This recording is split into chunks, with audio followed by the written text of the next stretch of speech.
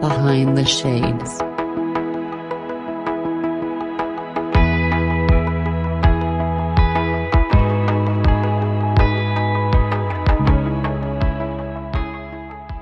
So I originally am from Southern California, born in Inglewood and raised in Orange County, and lived my life there. Got married at 20 years old. I just wanted to get away from my parents. They were very overbearing. And so I jumped right from home to marriage and was married 23 years. This year celebrates 23 years of not being married. And I was sharing with and I'm not a doctor person. I don't go to the doctor unless, I have to be dying. But last time I was there, I told him the two best things that have ever happened to me has been when my husband left and when I had my hysterectomy. And those were two of the best moments of my life. So there you go. And people can reach me at, for now, winningproof@gmail.com, but I have a new email that is directly connected with the Heart Swindler, which we're going to talk about. It's Michelle, Michelle, @heartswindler.com. So all depends which one. I'm available at both. So take us right from the beginning. How did you get involved into doing all of this that you are currently doing?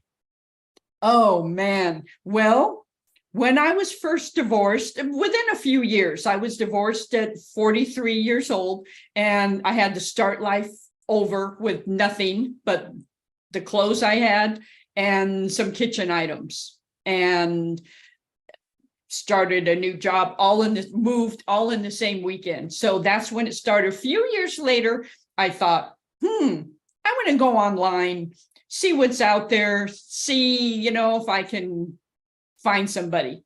So I did. I went on, now don't laugh, saltandpeppersingles.com. That was my first site. Okay. You converse with different people.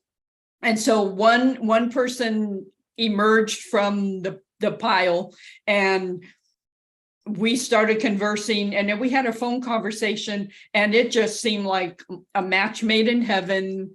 And it's funny because my first clue that he was a heart swindler and a money swindler was when he said on the phone, "Oh yeah, this is going to work out perfectly." I didn't know he was talking about his own plan. I thought he was talking about him and I together. And so he came from Denver. I was, still in Southern California. I am in North Carolina now. I've been in North Carolina since 2011. That's a whole story, but came from Denver. And what these guys do is they don't ask for money the first time they meet you. Hey, here, can I have some? They develop trust. They develop a relationship with you. They tell you you are the greatest thing since sliced bread. And I remember eating sushi, going to a sushi place in Huntington Beach, California. And this guy, and very handsome, very well put together, and he was crying, like real tears rolling down his face, that he was so thankful to meet me. And then afterward, his credit card wouldn't work. And, $50 later, it's on my credit card. Not that big a deal. But then, he was in, and this is another tip off, and you probably know this being in a financial vocation, is he was studying for some investor thing, some certificate or something. I don't quite remember, but a license or something. So, my car in Denver, he called me at work and asked me if he could use my credit card because he needed 4 new tires for his car. Wow. Okay. Oh, but baby, I just want to set us up for our future, and me being very naive and, I'll admit, gullible. a lot gullible. Oh, okay. Then it was luggage. Then it was sports supplements. And $2,500 later, I introduced him to my coworkers that I had at the time, and the male coworker spotted him within minutes. He asked him a couple questions, and I drove him back to my place, came back to work, and he goes, something's off. Go home and ask him this and this and this and this, which I did. He knew the gig was up. Total withdrawal, total silence after that. He was even on the phone in my living room talking to another woman, setting up his next scenario. He had taken the woman before me, which was an attorney, for $18,000. I've met 3 of his ex-wives.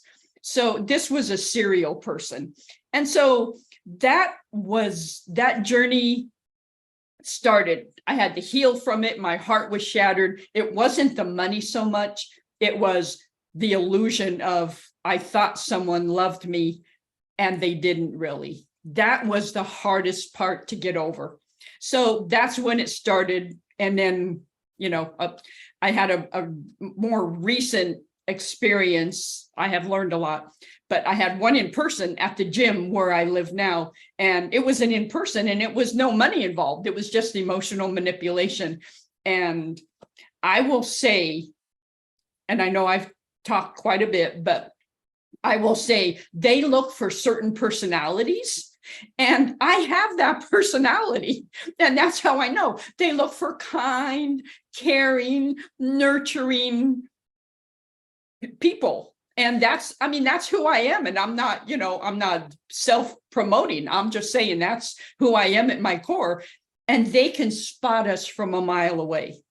And they watch you and they observe you, and they just watch you and study you. And then they know what to say. They know how to draw you in. And I know that was such a long answer to your question, but that's kind of how it started. No, that I can appreciate that, because I'll share that there's a time where I came in contact with someone and she was sharing her similar story where she was a victim of, I like to call it the crime of love, right? It's like a passion crime because you're so associated with this person.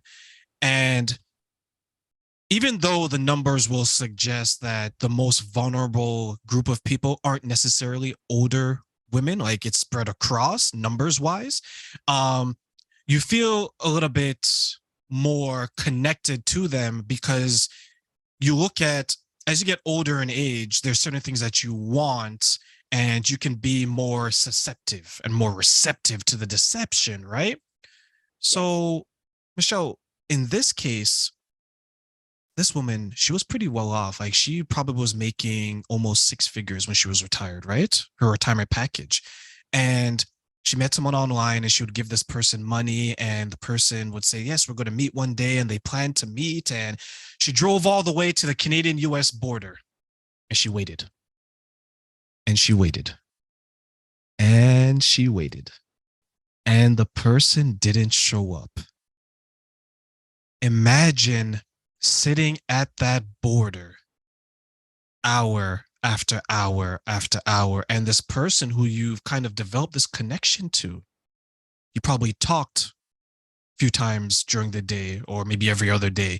You gave them money, you gave them their time, because there's one thing that we can't ever get back, and that is time. It's such an expensive commodity. So when you're going through what you went through, what are some of the feelings that you were experiencing, even though you may have been conflicted in one way, but you're saying, people are telling me this isn't right, but I feel what I feel. So what were you feeling during that time? Oh, before the signs started showing up and I thought this was the greatest thing ever, he knew I loved and ate chips and salsa every Friday night. It's a ritual. It was a ritual. He brought those from Denver with him in his backpack. I was feeling, oh my gosh, I've died and gone to heaven. This is awesome. He very attentive, very complimentary. And so I was feeling like a 20-year-old in love. I was feeling the feelings of love, and people that around me that didn't know it yet, I didn't know it, that didn't know it yet, were saying, oh, you're glowing, and I felt like I was glowing from being a young girl in love, even though I was by that time in my mid 40s. And so I felt that after it happened. And the scourging, and this is what happens a lot, and family members, I don't even know well-meaning, but family members, friends, I hate to say they kick you while you're down, but everybody in hindsight thinks, I would have seen the signs. I can't believe you didn't see the signs. You're so stupid. I had family tell me that. I mean, my parents, when they were alive, they told me that. How could you be so stupid? I mean, that felt so demeaning to me. So I felt very demeaned. I felt very embarrassed. I'm so embarrassed after the fact. I felt sad. I had to grieve. You have to grieve. You have to go through the process of grieving a picture that you had in your mind. I had the picture, oh my gosh, I'm going to be married again.